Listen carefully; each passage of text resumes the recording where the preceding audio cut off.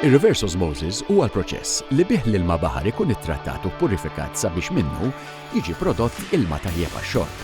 Matul l-2018, il-Korporazzjoni għas-Servizzi tal-Ilma ipproduċiet 33.8 biljun litru ilma għax-xorb.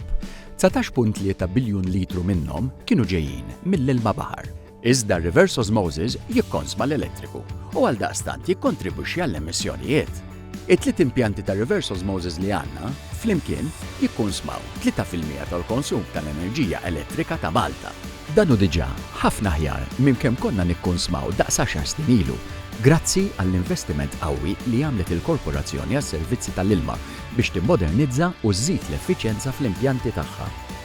Ir-reverse osmosis ma nistgħux ngħaddu mingħajru għaliex ir-riżorsi naturali tal-ilma tagħna mhumiex biżżejjed jekk irridu li nibqgħu nużawhom b'mod sostenibbli. L-għanu li nużaw l-ilma b'mod intelligenti biex ma jkollniex għalfejn nipproduċu aktar minn kemm huwa fil-fatt neċessarju. Issejja nitkellmu fuq ir-reverse osmosis tad-dar. Jekk qed tikkunsidra li tinstalla wieħed, isma' ftit. L-ewwel nett, iċċekkja jekk għandek bżonn reverse osmosis. Ittestja l-ilma tal-vitt tiegħek għas-salinità għax fl-aħħar mill-aħħar dan hu dak li kull tip ta' reverse osmosis jindirizza u jista' jagħti l-każ li ma jkollok bżonn tinstalla reverse osmosis fid-dar. Dawn jiġġeneraw ammont sinifikanti ta' ilma moħħli. La darba l-ilma tal-vitt tiegħek ikun għadda mis-sistema ta' reverse osmosis, parti kbira minnu jintrema. Kun żgur li l-ilma li qed ikun imwarrab mis-sistema ta' reverse osmosis qed jgħaddi biex jintuża għall-użu sekondarju, bħal pereżempju fil-bir. Jista' jkun li l-problema tal-ilma tiegħek hi minħabba l-klorin. Hemm teknoloġiji oħra u filtri apposta li jistgħu jintużaw.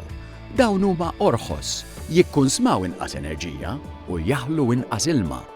Ammont żgħir ta' klorin fl-ilma tal-vitt tiegħek huwa neċessarju biex tiżgura li huwa ħieles mill-mikrobi u ma jkollu ebda impatt fuq is-saħħa tagħna. L-ilma tal-vitt tiegħek jista' jinxtorob u qegħdin naħdmu biex dan ikun b'tom aħjar permezz tal-proġett Net Zero Impact Utility. Għalhekk, kompli segwina. Minn barra l-bidliet żgħar fil-ħajja ta' kuljum li jgħinuna naqsu l-konsum, irridu wkoll nfittxu sorsi alternattivi ta' ilma biex innaqsu dejjem aktar il-pressjoni fuq ir-riżorsi naturali tagħna. B'hekk inkomplu nnaqsu wkoll l-impatt ambjentali. Għal aktar informazzjoni żur ilma.org.mt.